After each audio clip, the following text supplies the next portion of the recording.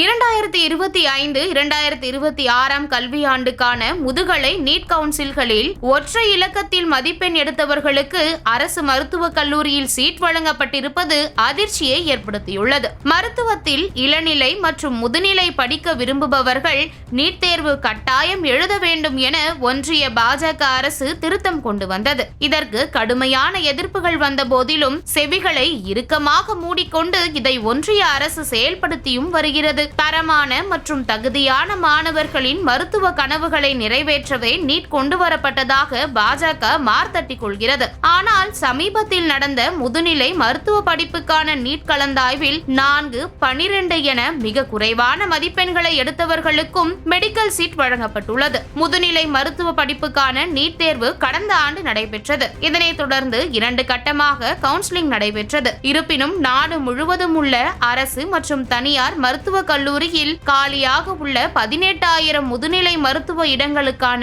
3ஆம் கட்ட கலந்தாய்வு சில தினங்களுக்கு முன்னர் நடைபெற்றது. இதில் 800 மதிப்பெண்ணுக்கு 4 மதிப்பெண் பெற்ற ஒருவருக்கு ரோஹ்தக்கில் உள்ள அரசு மருத்துவ கல்லூரியில் எலும்பியல் அறுவை சிகிச்சை சார்ந்த படிப்புக்கு இடம் கிடைத்துள்ளது. அதேபோல் 800க்கு 44 மதிப்பெண் எடுத்த ஒருவருக்கு டெல்லியில் உள்ள ஒரு முன்னணி மருத்துவ கல்லூரியில் மகப்பேறு மருத்துவம் படிக்க வாய்ப்பு கிடைத்துள்ளது. 800க்கு 47 மதிப்பெண் பெற்றவருக்கு அரசு மருத்துவக் கல்லூரியில் பொது அறுவை சிகிச்சைக்கான படிப்புக்கு இடம் கிடைத்துள்ளது. வெறும் 10 மார்க் எடுத்தவருக்கு இரத்த மாற்று மருத்துவ சீட்டும் 11 மார்க் எடுத்தவருக்கு அனாட்டமி சீட்டும் வழங்கப்பட்டுள்ளது. அது மட்டுமல்லாமல் -8 மதிப்பெண் எடுத்த ஒருவருக்கு பயோகெமிஸ்ட்ரி சீட் ஒதுக்கப்பட்டிருக்கிறது. இந்த அவலத்திற்கு முக்கிய காரணம் ஒன்றிய அரசின் சுகாதாரத்துறை அமைச்சகம் எடுத்த விபரீத முடிவுதான். 2025-2026 கல்வியாண்டிற்கான முதுநிலை நீட் தேர்வின் கட் ஆஃப் மதிப்பெண்களை கணிசமாக குறைத்துள்ளது அமைச்சகம். இதில் வினோதம் என்னவென்றால் இதே பாஜக அரசு 2022 முதுநிலை மாணவர்களுக்கான நீட் தேர்வில் கட் ஆஃப் மதிப்பெண்களை குறைக்க கூடாது என வாதிட்டது குறிப்பிடத்தக்கது. இப்படி குறைவான மதிப்பெண் எடுத்தவர்களுக்கு மெடிக்கல் சீட் வழங்கியது தொடர்பாக விளக்கம் அளிக்குமாறு ஒன்றிய அரசுக்கு உச்சநீதிமன்றம் உத்தரவிட்டுள்ளது.